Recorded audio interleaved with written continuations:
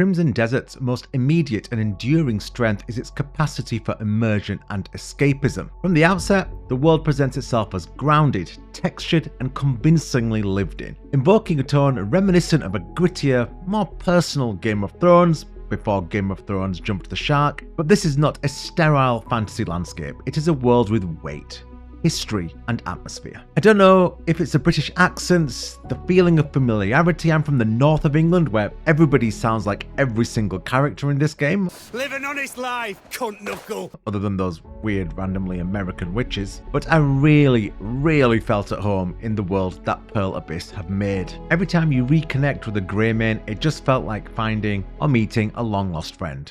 So how do we end this? However the hell I choose to end it. And the little touch I loved about those moments and those cutscenes was that every single reunion was original, at least in dialogue, and it felt like an animation as well. There's one thing I really dislike is when in open world games you do your kind of little tick boxy exercises and it's the same stilted animation, rinse and repeat. Here, every reunion felt it just felt really real. You! What's got you stammering?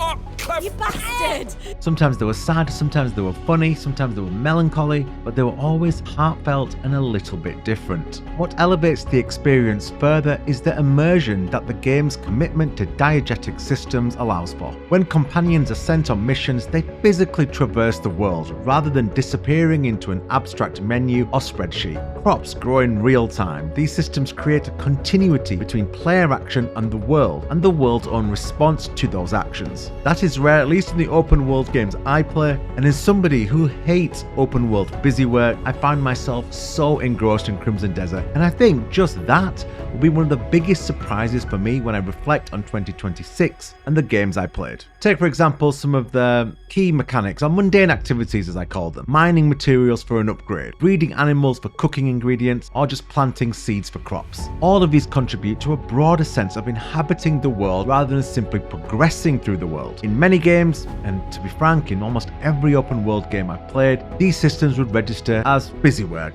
tasks to pad the playtime, mechanical loops designed to make it feel like you've got your money worth. In Crimson Desert, however, they rarely feel that way. In fact, for me, they never felt that way. Instead, they become grounding rituals, reinforcing the player's connection to the world, to the people, to your people. They're not distractions from the experience, they are the experience. I've got another part to this review coming later when I talk about the sense of community in Crimson Desert, but between that and these grounded real-life tasks make up the core experience of Crimson Desert. This is further amplified by the game's environmental scale and verticality. The vistas, particularly from the Sky Islands, create a powerful sense of spatial freedom, a powerful sense that this world kind of belongs to you. The oft-repeated promise of open-world design that, in inverted commas, you can go anywhere you can see, is realized here with incredible consistency. This transforms exploration into your own personal, player-driven journey, where curiosity is rewarded not just occasionally, but as a core design principle, and that in turn creates a completely bespoke experience player by player. In a gaming landscape dominated by guides and YouTube videos, if you went into this day one, you really did get an original experience, because this game is so big, a lot of reviewers and guide makers just couldn't get the content out in time, and for this game, that was deeply refreshing. And I know this next bit is going to sound like proper glazing, but even the movement, which has come in for some criticism, even at the start before the patches, there's a lot of kind of disagreement on it as it felt a bit clunky. For me though, the kind of slow turn movement kind of added to the weight of you being grounded in this world. It's like I could feel my feet on the grass in this game, and it really made me feel part of it. I felt like it really anchored me, if that makes any sense. And if you disagree, let me know. If you think I'm just glazing, give me a shout. With the importance of immersion in Crimson Desert, there is a bit of fragility there, because it can be frequently disrupted. Yes, the movement was a bit slow when you turned, which I quite liked, to be fair. However, basic interactions such as initiating dialogue with NPCs can take upwards of 10 to 30 seconds to register if you're not facing the correct angle. Similarly,